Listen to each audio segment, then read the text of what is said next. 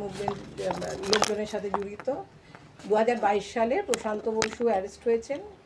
তার যে এফআইআরের যে কপি, তা সেইটা ইনভেস্টিগেশনের প্রসেসে, মানে আমি এটা ঠিক ভালো করে বুঝলাম না, মানে আমি ঠিক এগুলো জানি না আর কি। মানে প্রশান্ত বসুর অ্যারেস্ট, সেখানে ইনভেস্টিগেশনে কি আছে, তো সেই ইনভেস্টিগেশনের প্রসেসে আমাকে ওরা সাসপেক্ট করছে, যার প্রসেসের সাথে যুক্তে চাইছে, এনকোয়ারি করতে চাইছে। মানে আমাকে ওরা ওই কেসটা, ওরা বলতে কারা?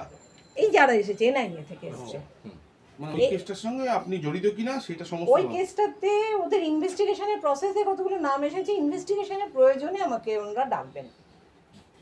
মানে আজকে বলে গেল আপনাকে পরে ওনারা ডাকতে পারে? হ্যাঁ, আমাদের ঘরে সার্চ করেছে না, আমার ঘরের সব, আমার কি সার্চ মোবাইল, করলো? বইপত্র যা আছে ঘরে, মোবাইল নিয়ে গেছে, ল্যাপটপ নিয়ে গেছে। মানে আপনার আপনার মোবাইল নিয়ে গেছে? আমার মোবাইল নিয়ে গেছে। আর ল্যাপটপ?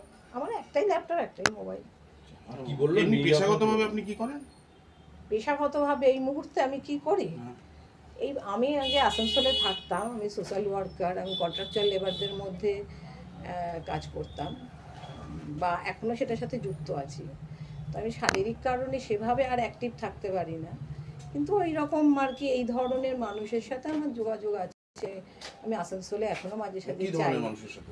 এই আসানসোলে আমি যে social যাই। worker হ্যাঁ হ্যাঁ, একটা অভিযোগ শোনা যাচ্ছে যে আপনি অতি বাম একটা রাজনৈতিক দলের সঙ্গে যুক্ত আছে, এইটা ব্যাপারটা এটা নিয়ে আমি এখন তো বলবো না, এটা তো ইনভেস্টিগেশন প্রসেসে ওনারা আমাদের ডাকবে, আমি ওনাদেরকে ফেস করব, ওনারা যবে ডাকবে আমি যাব।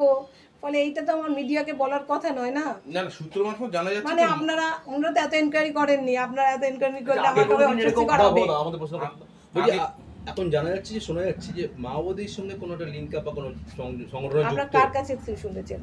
মানে সূত্র জানা যাচ্ছে। আপনারা শুনেছেন, সেটা আপনার